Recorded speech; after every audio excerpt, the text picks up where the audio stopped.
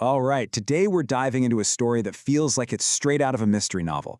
We've got disappearing art, a totally baffled community, and a crime scene that is, well, it's just bizarrely clean.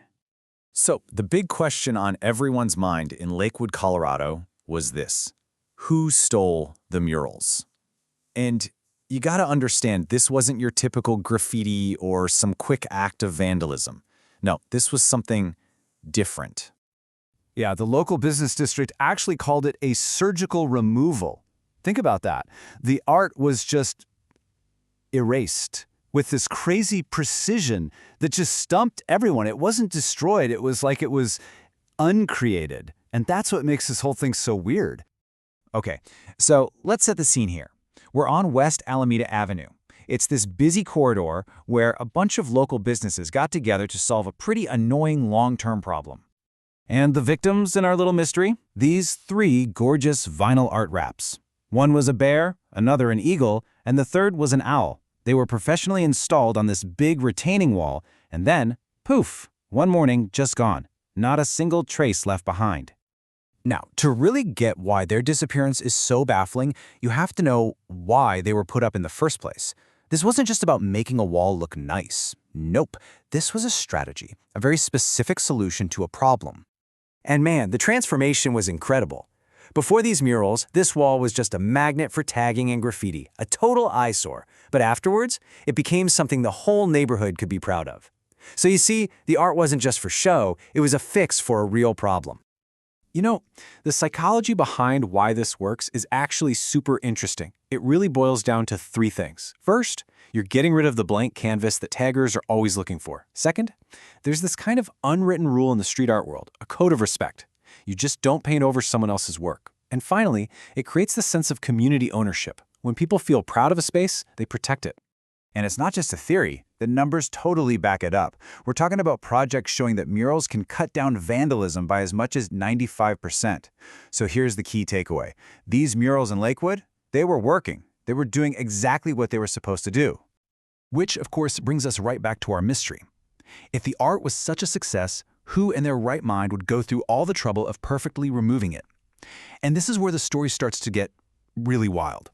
So, as you can imagine, the theories started flying all over the place. Was it maybe a disgruntled tagger who was mad they lost their spot? Or some kind of rogue vigilante who just really hated public art? Or, as a couple of the investigators jokingly suggested, was it something else entirely? And this is my favorite part. It led to two competing and just fantastically weird theories. On one side, you've got the Agent Mulder X-Files theory. Aliens did it. Advanced alien art critics who removed the murals with molecular deconstruction, obviously. And on the other side, you've got the Mystery Inc. Scooby-Doo theory. It was Old Man Prig Pratt, a grumpy local who just despises fanciness, and got his nephew's demo company to scrape it off. Yeah, according to the Mulder theory, this isn't even a crime scene. We're looking at some kind of advanced technology we can't even comprehend. That clean removal, not a human job. It's a phase shift. The truth isn't out there. It was painted off there. The Mystery Inc. theory, though, brings things right back down to earth. They're betting on a very human motive. Somebody just didn't like it. And they're pretty sure the culprits would have gotten away with it, too, if it weren't for those meddling kids over at the local business improvement district sounding the alarm. Okay, but all jokes aside, the real-world impact of this is actually no laughing matter. The disappearance of these murals hit the community hard, and the damage goes way deeper than just a scraped wall. First off, you've got the straight-up financial hit. We're talking $2,000. That was money invested by local businesses through their improvement district to make their community better. And someone just stripped it away. But the hidden costs, they're so much higher. An act like this, it erodes public trust, it's a huge blow to community morale, it causes what some people call a moral injury to the artist and to everyone who put in the effort. It's an attack on a symbol of people working together. And, let's not forget, for whoever did this, it could mean serious felony charges. So, what's the takeaway here? This whole bizarre incident is actually a really powerful reminder. Even if you absolutely can't stand something in your community, there is a right way and a very wrong way to make your voice heard. And it really comes down to this. It is 100% okay to dislike a piece of public art.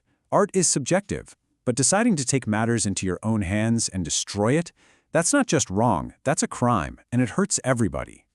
The city of Lakewood, like pretty much every city, has proper channels for this stuff. You can go online and submit a formal concern through a portal like Request Lakewood. You can show up to public meetings and tell city council members or the business district exactly what you think. Or, hey, you can get involved and become part of the process yourself. And here's why that's so important. When you use these official channels, it does something really powerful. It turns you from being just a passive observer, someone who might get frustrated and feel like they have no say, into an active partner in actually shaping what your community looks and feels like.